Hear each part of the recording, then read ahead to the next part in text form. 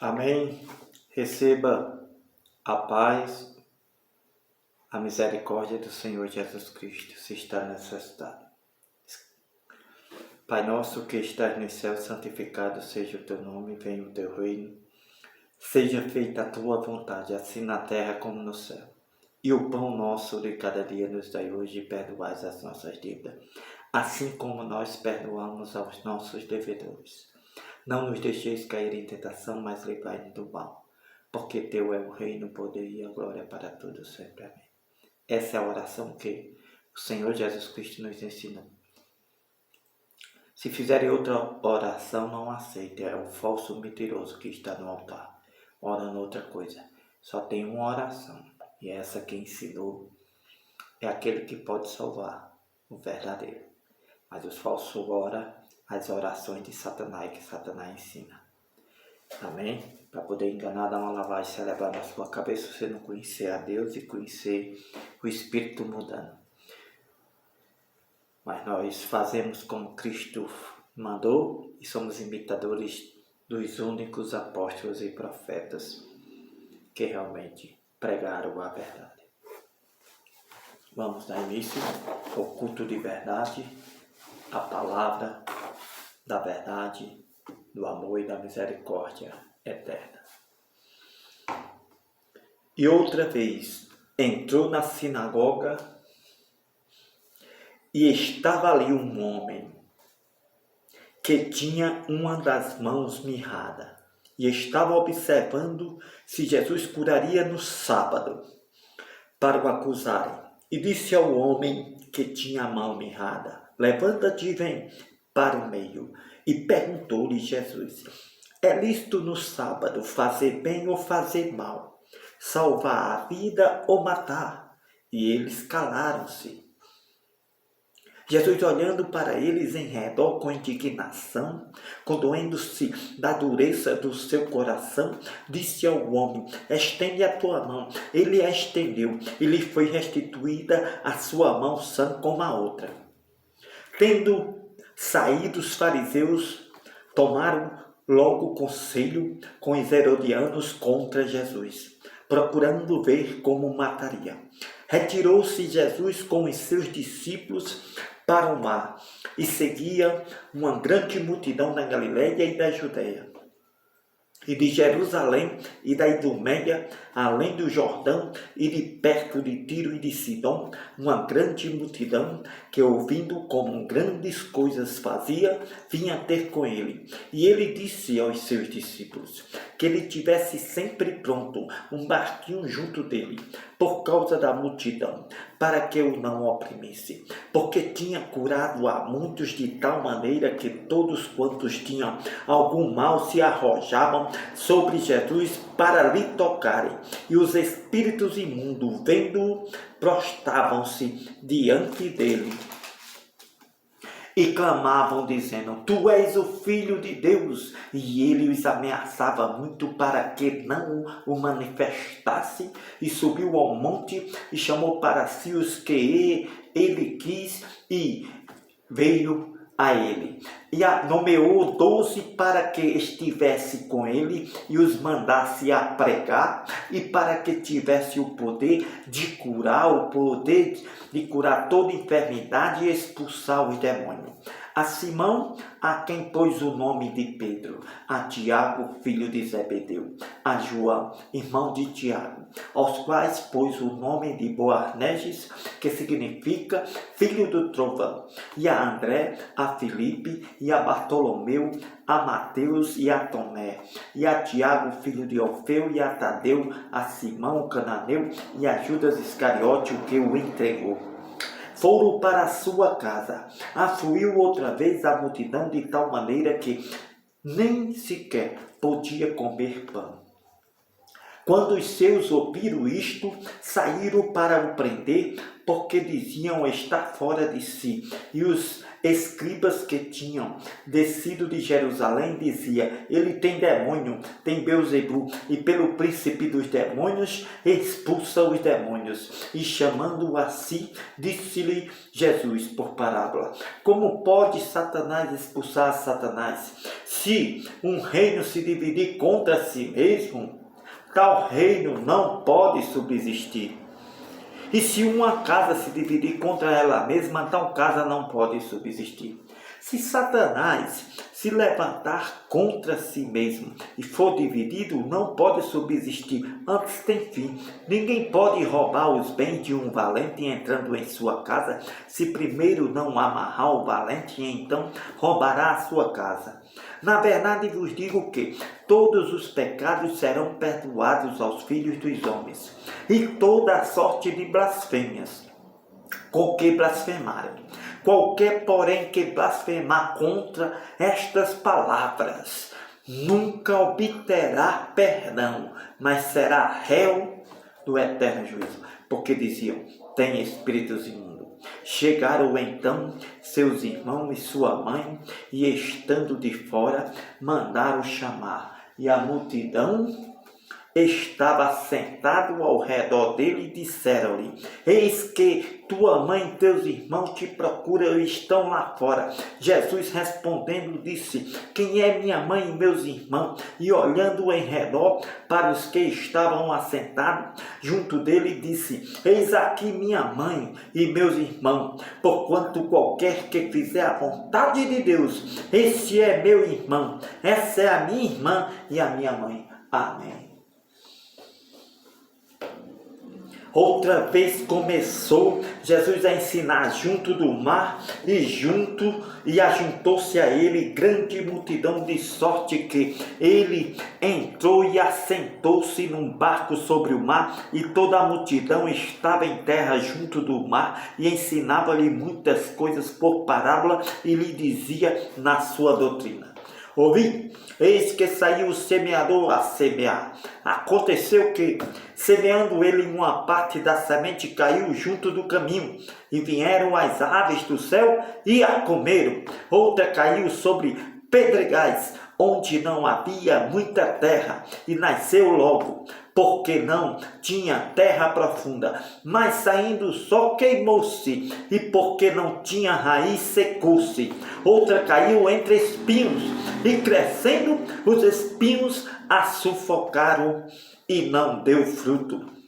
Outra caiu em boa terra, deu fruto, que vingou e cresceu, e um produziu 30, outros 60, outros 100. Disse-lhe: quem tem ouvidos para ouvir, ouça. E quando se achou só, os que estavam junto dele, com os 12, interrogaram acerca da parábola. E ele disse-lhe: a vós vos é dado saber o mistério do reino de Deus, mas aos que estão de fora, todas estas coisas se dizem por parábola, para que, vendo, vejam e não percebam, e ouvindo, ouçam e não entendam, para que se não convertam e lhes sejam perdoados os pecados. Disse-lhe: não percebeis esta parábola?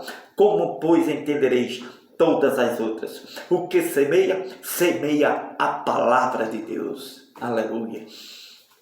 E os que estão junto do caminho são aqueles a quem a palavra de Deus é semeada, mas tendo a eles ouvido, vem logo Satanás e tira a palavra que foi semeada nos seus corações. De maneira, da mesma sorte, os que recebem a semente sobre pedregais, os quais, ouvindo esta palavra, logo com prazer a recebem, mas não têm raiz em si mesmo, antes são temporâneos. Depois, sobrevindo o sofrimento, a tribulação ou perseguição, por causa desta palavra, logo se escandaliza.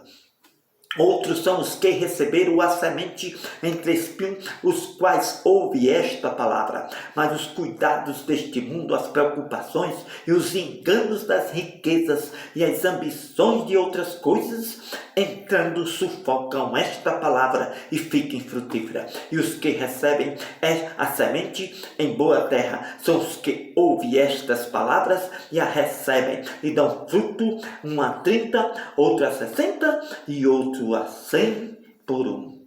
E disse-lhe: vem porventura a candeia para se colocar debaixo do alqueire ou debaixo da cama? Não vem antes para se colocar no velador? Porque nada há encoberto que não haja de se manifestar, e nada se faz para ficar oculto, mas para ser descoberto. Se alguém tem ouvidos para ouvir, ouça. Disse-lhe: atendei ao que ides ouvir, com a medida com que medires, vos medirão a vós e vos será ainda acrescentado, porque ao que tem lhe será dado, e ao que não tem até o que tem lhe será tirado.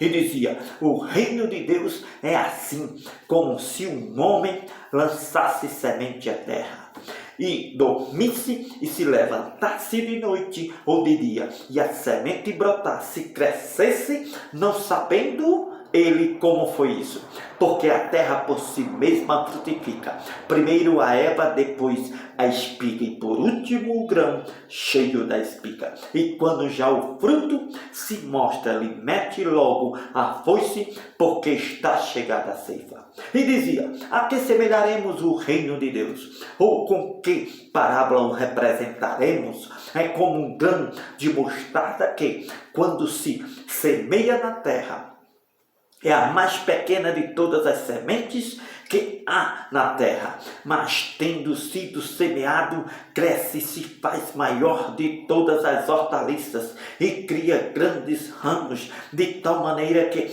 as aves do céu podem aninhar-se debaixo da sua sombra. E com muitas parábolas tais lhe dirigia a palavra segundo o que podia compreender, e sem parábola nunca lhe falava, porém tudo declarava em particular aos seus discípulos. E naquele dia, sendo já tarde, disse-lhe: passemos para outra banda. E eles, deixando a multidão, o levaram consigo, assim como estava no barco, e havia também com ele outros barquinhos.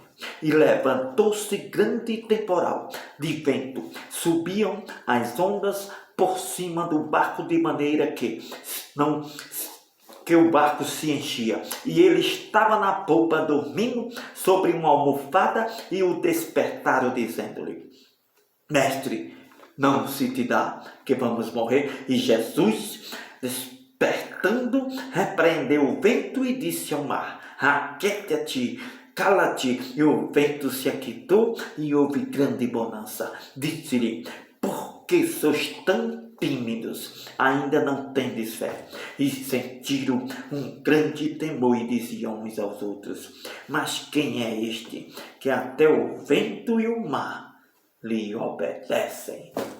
Amém. Oh glória! Até o vento e o mar obedecem a Deus. E você? Faça uma reflexão. Medite. Se você é obediente, quando Deus fala com você, e se você ouve Deus falar, porque assim como Ele falou com o vento e com o mar, Ele fala com você, falou com você também. Só que você até hoje não ouviu o que Ele está mandando você fazer. Então ouça as palavras. Se você tem uma Bíblia dessa, de João Ferreira, creia nessas palavras. Bem-aventurados que creem, porque você só vai ter certeza se é de Deus mesmo, que o inimigo tenta confundir e enganar de todas as maneiras para você não chegar, não se aproximar de Deus, através de Jesus. Mas creia, faça primeiro a prova para poder você falar ou para dizer que não é. Busque, persevere nesta doutrina e não dê ouvido a nenhuma outra mais. Amém?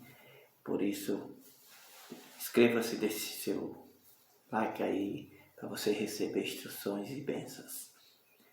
E se não tem uma Bíblia, compre e medite todo o tempo, porque o dia se aproxima, está próximo. Não perda seu tempo mais. Se trabalha, mas quando terminar o trabalho, busque ao Senhor que pode dar a vida, porque nada pode, só Ele. Então, mas você precisa crer na palavra, porque Deus ninguém vê. Você tem que crer para poder ver. Você querer ver logo, não vai ver. Então, você vai perder. É melhor você crer na palavra para poder fazer a prova. Amém? E Ele disse, faça a prova de mim, para você ver se é. Então, você já fez tantas provas para ganhar dinheiro, você já fez tantas provas para ficar curado. Faça a prova do único, daquele que morreu por você. Creia que Ele ressuscitou, que Ele está vivo. Amém? Esse é realmente o amor de Cristo. A sua igreja que foi criada há mais de 2000 anos e que desafia qualquer templo desse evangélico ou pastor para disputar com um homem de Deus como eu. Porque a hipocrisia, a banalização, a nojeira e a imundícia está grande em cima desses altares, desses templos evangélicos. Mas eu quero dizer que o Senhor prometeu e cumprirá. Tudo que Ele falou já se cumpriu a maior parte. Está se cumprindo o resto. Não escaparam nenhum. Está zombando com isso na mão, que é de mais sagrado, para ganhar dele e levar vantagem. E escarnecer como fez no passado. É o mesmo espírito mudando, imundo. E a palavra diz, não dê ouvido a esses espíritos falsos, estranhos, mudando. Que é espíritos mudando de Satanás. Por isso, eles não querem a salvação e nem querem que você salve também. Mas, saiba que a igreja onde tem 2 ou 3 na sua casa. Amém? Na minha casa, na casa do vizinho, na casa do outro. Essa é a igreja. Jamais Deus mandou fora Salomão. Ninguém mais construiu templo, viu? O único foi Salomão. E olha que o Senhor Jesus e Deus ainda levantou tantos profetas depois de Salomão. Mas o único escolhido foi Salomão para construir o templo. E depois Jesus veio, levantou milhares e milhares, também não mandou construir templo, mas disse, ide por todo mundo e pregar o evangelho. Mas Satanás só quer ir para o altar. Mas no altar, que é no centro da cidade, onde tem pessoas que trabalham para dar dinheiro. Que não quer ir para um altar, se usurpasse Deus no sítio ou na aldeia, não, onde tem povo, não. Isso é um ladrão evangélico. Amém? Que surgiu em 1500, porque veio do ladrão Lutero. Então, quem vem do ladrão é ladrão. Quem anda com ladrão é ladrão. E esses pastores só andam com ladrão, viu? E só apoia ladrão. Por isso que eu digo a você, as amizades deles só é com ladrão. Porque todo pastor, diz a palavra de Deus, isso é para quem examina, viu? Se ensinam não. São cães gulosos. E toda a igreja evangélica é covil de ladrão. Amém? Então, a partir do momento que se vende o que não é para vender, pode negar que é ladrão, não. Está vendendo. Ah, não estou vendendo, estou cobrando. É mesmo ladrão. Cobrando 10%, 15%. Pegando dinheiro para construir tempo. Você é ladrão. Bota ladrão nisso. Né? Quem dera que você fosse ladrão espiritual só, mas é ladrão carnal para mim. Então a justiça desse Deus que eu conheço não falha não, viu? Ele não faz acepção de pessoas, não, vou salvar isso aqui, porque esse aqui não roubou não, esse aqui não, o crime para Deus, tanto for pequeno ou grande, é o mesmo, ele julga do mesmo jeito, condena do mesmo jeito, viu? Os crimes que estão na sua lei, ele condena do mesmo jeito, tem negócio de crime menor, pequeno não, amém? Porque até aqui não tem nenhum crime aqui que seja digno de libertação, viu? Todos os crimes aqui é digno de condenação. Então quem transgredir a palavra de Deus e não cumprir, profanar e prevaricar, esse já é um crime que não tem fiança não, viu? Então esses pastores, todos eles são prevaricadores, porque vem do prevaricador, que nem Lutero. E aí em diante. Então todos os prevaricam no altar, viu? Para poder pegar seu dinheiro. Mas nunca existiu nada disso aí que eles fazem. Analise, examine na Bíblia para ver se essas coisas que tem lá dentro dessa casa de covil de ladrão, que eles criam para vender e para entrar dinheiro, se está na Bíblia. Estão botando na sua cara assim, escarnecendo, analisando o Evangelho de Deus. E você está tendo uma porrada. Amém? Receba a bênção e se liberte. A casa covil de ladrão e de prostituição chama-se Babilônia. Amém.